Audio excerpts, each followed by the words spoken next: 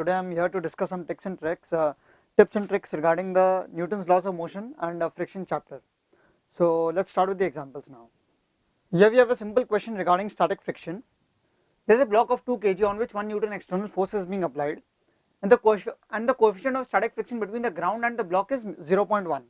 We need to find out how much static friction is acting on the block. So you must remember first thing about static friction, that the value of static friction is not fixed and it is variable, which is unlike kinetic friction, whose value is always fixed and is equal to mu k into n, where mu k is the coefficient of kinetic friction. Here the coefficient of static friction is 0.1. The maximum value of static friction is equal to mu s into the normal reaction. The normal reaction in this case is equal to m into g, that is equal to 2 into g, that is equal to 20 newtons.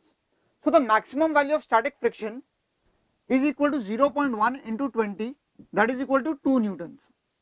But the range of values of static friction is always 0 to mu s into n. So the value of static friction that is acting may range between 0 to 2 newtons. But the property of static friction is that only that much amount of static friction always acts, which is sufficient to prevent relative motion.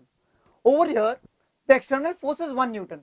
So the amount of static friction force which is required to prevent relative motion is 1 Newton on this side.